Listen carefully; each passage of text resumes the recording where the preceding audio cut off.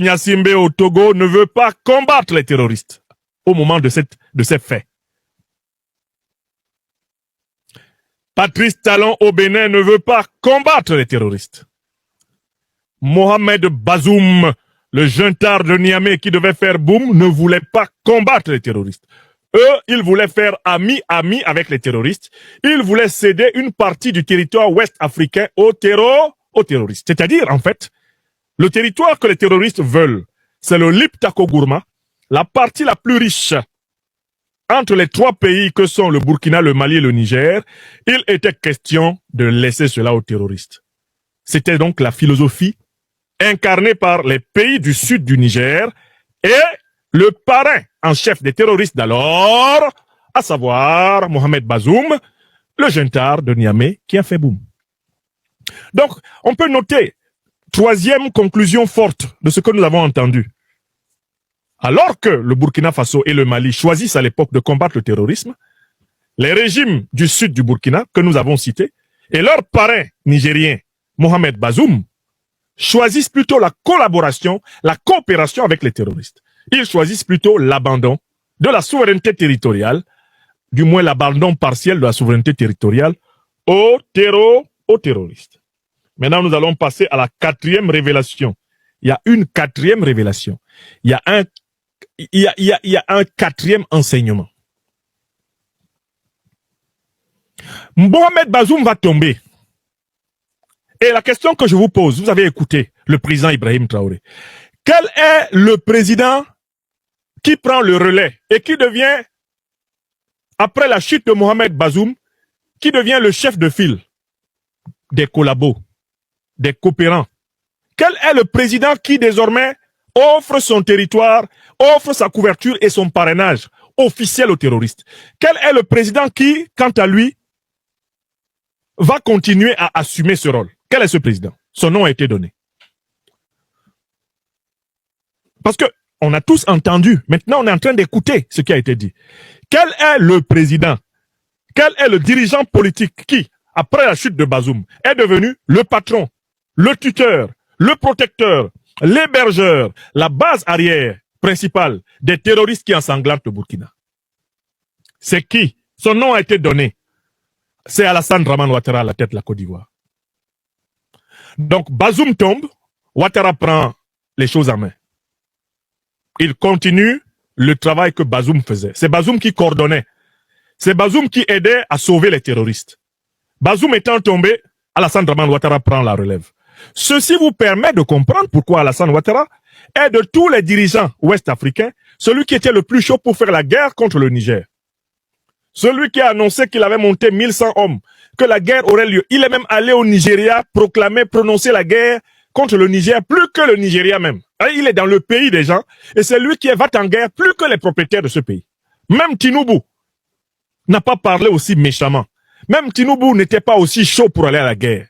Alors que Tinubu était le président en exercice de la CEDEAO, Alassane Ouattara était le plus zélé. Pourquoi était-il le plus zélé? Parce que désormais, c'est lui qui était devenu le parrain en chef des organisations terroristes. Ça, c'est la quatrième information que nous avons obtenue. Et ceci permet de comprendre pourquoi les terroristes, maintenant, quand ils sont en difficulté au Burkina, ou au Mali, ou au Niger, ils fuient en Côte d'Ivoire. En Côte d'Ivoire, ils savent qu'ils ne seront pas poursuivis.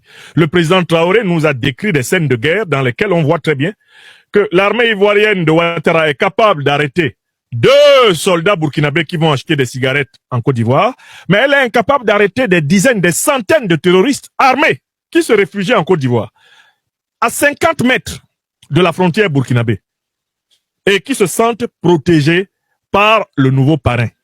N'est-ce pas? C'est la quatrième information de taille. Alassane Dramane Ouattara, le remplaçant de Bazoum, dans le parrainage, le tutorat, l'encadrement et la protection des organisations terroristes. Il y a une cinquième information qui est tombée dans nos oreilles. Le président Traoré dit que, à partir de là, il a compris qu'il fallait se focaliser sur la lutte antiterroriste et qu'il ne fallait pas entrer dans le moule. Le moule incarné par Mohamed Bazoum, incarné par Alassane Dramane Ouattara. Quel est ce moule?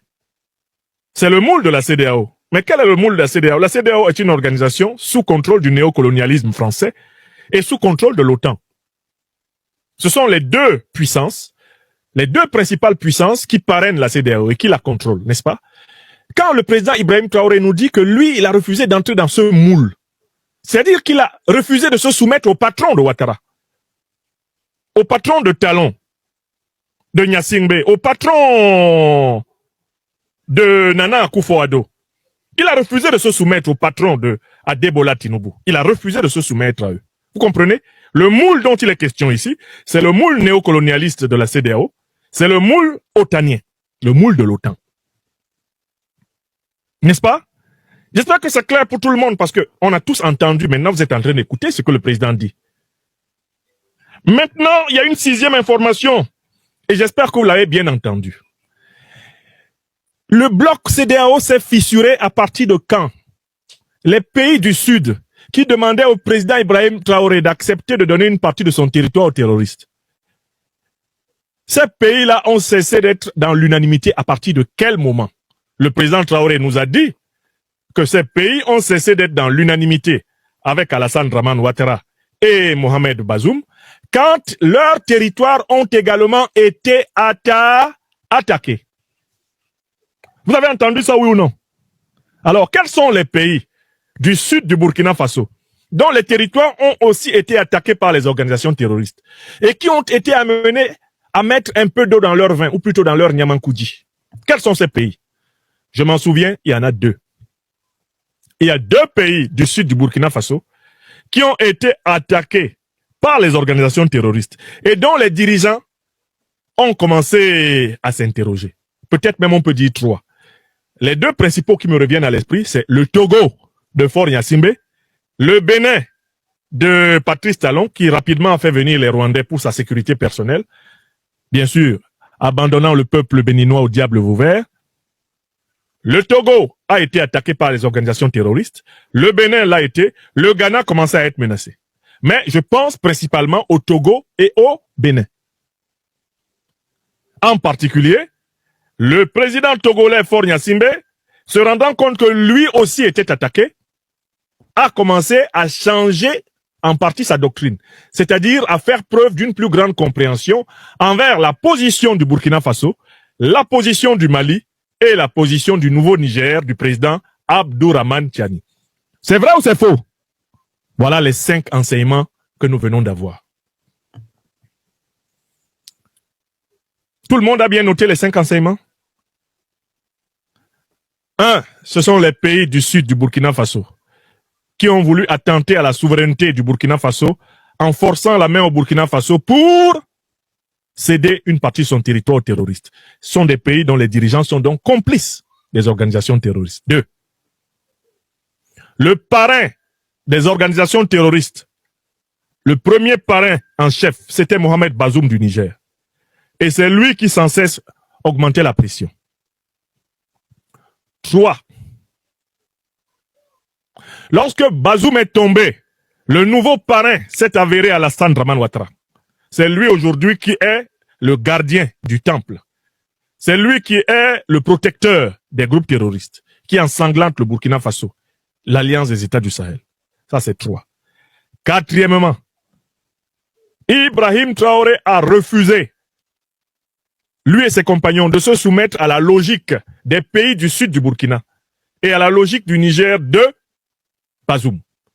Parce que eux, ils ont choisi de collaborer avec les terroristes, ils ont choisi de faire ce que leurs maîtres néocolons français et impérialistes occidentaux leur demandent, alors que Traoré Ibrahim et ses compagnons du MPSR ont choisi la lutte. 5e évidence, qui ne doit avoir échappé à personne, le bloc des collaborationnistes a commencé à se fissurer lorsqu'ils ont à leur tour, au Togo et au Bénin notamment, été attaqués par les organisations terroristes. C'est ce qui explique l'évolution du positionnement du président togolais Faure Gnassingbé. Tant que lui, il n'était pas attaqué, il préférait que le Burkina accepte de céder une partie de son territoire. Quand le Burkina a vu que lui aussi était attaqué, le Burkina lui a fait remarquer que voilà ce qu'on t'avait dit. Quand vous voulez faire ami-ami avec les organisations terroristes, elles finissent toujours par se retourner contre vous.